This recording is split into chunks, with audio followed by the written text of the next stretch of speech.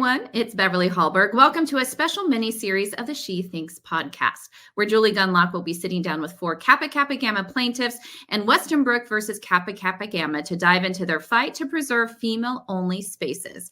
Independent Women's Law Center is the lead counsel on this case, and oral arguments will be heard before the 10th Circuit U.S. Court of Appeals on May 14th. 4 of the plaintiffs, now ambassador at Independent Women's Forum, join She Thinks to share their respective stories as they look to hold Kappa to the sisterhood promised to them. Enjoy.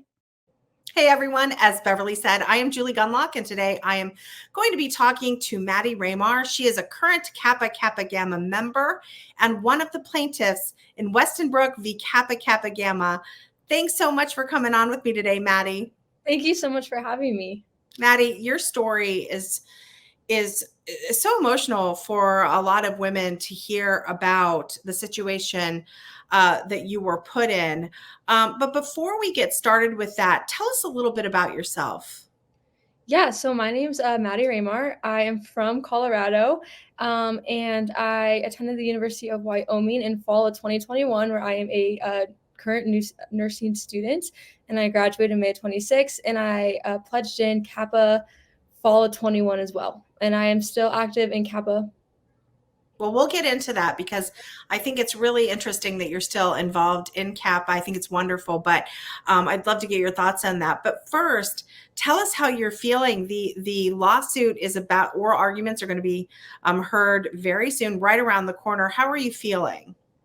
I'm feeling really excited that we can finally share our story, and that lawsuits take a long time to happen. So I'm excited that things are now starting to happen. We're going to be able to share our stories, and the judges of the 10th Circuit will be able to hear. A lot of anxious, I'm anxious on what's going to happen, but I really hope that things go well, because not only does this help all sororities, but it also goes for all women's spaces across the country. I've asked your co-plaintiffs, I've interviewed some of your sort of colleagues in the lawsuit, and I've asked all of them this question, because I think particularly what we're seeing on college campuses today with all the protests, the anti-Israel protests that we're seeing on college campuses, it seems like, is there a college student who isn't politically active today? And it can feel like every student goes to college just to become politically active. And I know that's not true. Were you politically active, or had you planned to get involved in any political issues before this case occurred, before this incident occurred with Kappa Kappa Gamma? No, not at all. In high school, before all this, I've never been politically active at all. That's just not really my thing. But after everything that I went through and all of my sisters went through, I knew that I didn't want this to happen to anybody else, and no woman should ever have to be uncomfortable in their own living environments. And I also knew how much I grew and learned being in a sorority, and I wanted other women to be able to experience that. So that's when I decided to become more politically active, to advocate for other women so they can have the same experiences that we had. When this lawsuit was first filed, you were anonymous, but then a judge required you to come out, and you did, which is so impressive, because I think a lot of people might have at that point said, let's drop it. I don't want my name out there. What was it like to make that decision to come out publicly, especially on an issue as emotionally charged as this? Honestly, it was terrifying. Being in college, I never thought I'd end up in a lawsuit. I mostly keep to myself. I don't have social media or any of that stuff. So me putting my name out there, it was really intimidating, because we didn't know what was going to happen. We were expecting a lot more negative feedback and people to come out and say mean things to us. But I was able to do it through the help of my other sisters. We're all best friends, and we all did this together, and I would not have been able to do it without them. And from Kappas and other sorority sisters from across the entire country, they all came up and helped us and supported us, and being able to have that support was really awesome. And I hope that we're able to encourage other women to stand up for this as well. Well, you certainly are an inspiration to so many women. Have you had women in your sorority and also contact you outside of the college and outside of the sorority say, this is something similar has happened to me, and I'm too afraid to speak up? Tell us about those interactions you've had with other people, other women. Yeah, I haven't had a lot of situations where women have experienced the same thing and they came to me. When this first was filed, a lot of women in other sororities and across the country, even dads with daughters, reached out to our lawyers and just said, "Thank you so much for doing this," because they also experienced similar things as well. And when we're able to stand up, hopefully that sets the precedent for other places, like other sororities and women's sports teams. But I have had a lot of women come to me and say, "You know what? I don't agree with this at all. And I'm so grateful that you guys are standing up and fighting for this." And that means a lot. And it's nice to know that we have that support through this as well. We're seeing a similar battle go on in women's sports. And they share these issues. You all share the issue of a woman's space, woman's safety, and her sense of sort of safety and peace, entering a place where she knows there will not be a male. And now there are males, whether it's sports or, as we've seen here, in a sorority house. Riley Gaines, for instance, was treated terribly. She's called a transphobe. She's called a homophobe. She's called all sorts of things. Have you experienced that as well? Yes, not so much as me, but for the other plaintiffs, they have been more active on social media, so they have definitely received a lot of comments like that. However, we know that we're not, and we're not against anybody. We are just for women's spaces. So we just have to remind ourselves that and know that what we're fighting for is way bigger than any of those mean comments.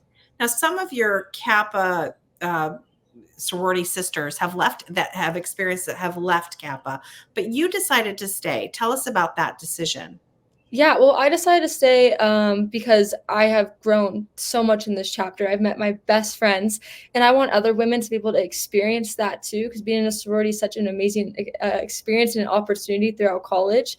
And I knew that by quitting, I was just giving up, and I wasn't. And then if I quit, I wasn't going to be able to stay and fight for the other women who are still in this house, for other women who are still in sororities, and then I let them win. And I was like, no, that's not going to happen. I'm going to stay here and fight for this because I want other women to be able to experience this too. Tell us about the leadership of Kappa. I know that there was a vote of letting this male into your sorority. And what was unfortunate, as I've learned with some of the other interviews, much of the leadership in that local Kappa chapter were seniors. So they don't have to live with this male in the sorority house. It's really convenient to, take this vote and expose all of your sorority sisters to a male who's made everyone or most of them feel uncomfortable, but then move off campus and no longer be a college student. So there's that issue. And I know that many members of Kappa Kappa Gamma, when that vote was taken, treated you guys very poorly. What was the national leadership of Kappa like, and what was your reaction to they're really gaslighting you? Yeah, well, during the voting process, usually we're not allowed to speak when we're doing voting. And multiple seniors at the time who had leadership positions who weren't going to be living in the house the following year stood up and said that if you don't vote for this member, then you're transphobic. And girls felt so bullied into voting a certain way. Then once this member was accepted into Kappa, the following day I went and talked to our president and standards at the time, and we were told that if we didn't like this, then we weren't true Kappas and our values didn't align with Kappas, and that we should drop. And that hurt me so bad because that was the farthest thing from the truth, and that was the only thing that they had to say to us was that we should just drop. Parents and other girls called headquarters multiple times saying, "Hey, we're not okay with this. This is not okay." And they told us that we need to be more inclusive. Yeah. I don't mean to in any way be condescending here, because you are a young woman. All of you that I have interviewed are such smart young women, but you are young. Yeah. And you're just sort of launching, and you're in college still. You're still at a phase of life where it's not as though you're working, but you're still in that sort of young phase of educating, getting ready to launch into the world. What was it like when full-grown adults are telling you things like, we don't know what a woman is, or really the definition of a woman, women's safe spaces, women's safety doesn't matter? You're being told that from headquarters. These are adults these are grown-ups in charge of the entire network of sorority chapters telling you this. What was that like? Did you just feel like you had slipped through some sort of black hole and entered into like bizarre land? What was that like for you? Yeah, I felt betrayed, very betrayed, because our own headquarters, who promised us a sisterhood and should be promoting a sisterhood, were the ones letting this happen and not having our backs, not supporting us whatsoever. I mean, they even kicked me out of my officer position in the House, where a Kappa lawyer wrote a 5-minute long spiel on how I was using my officer position for my own personal advantage in the lawsuit. And I was completely humiliated in front of my entire chapter. I felt backstabbed. It was awful.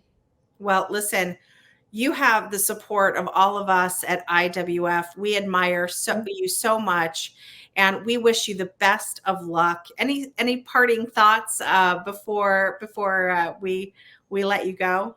I just hope and pray that if other women are experiencing this and if other women are not okay with this, then they also stand up and they know that there's a massive sisterhood and tons of women right behind them supporting them as well. Well, Maddie, thank you for being a leader, both in your sorority and for all women everywhere. We are hugely, as I said, supportive of what you're doing and your lawsuit, and the best of luck from all of us. Thank you so much. I really appreciate it.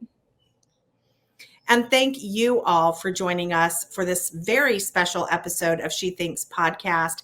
Before you go, the Independent Women's Forum wants you to know that we rely on the generosity of supporters like you. An investment in IWF fuels our efforts to enhance freedom, opportunity, and the well-being of all Americans. Please consider making a small or large donation by visiting iwf.org/donate. That's iwf.org/donate. Lastly, if you enjoyed this episode, be sure to leave us a rating or a review and share this episode so your friends can know where to find more She Thinks. From all of us here at IWF, thank you for watching.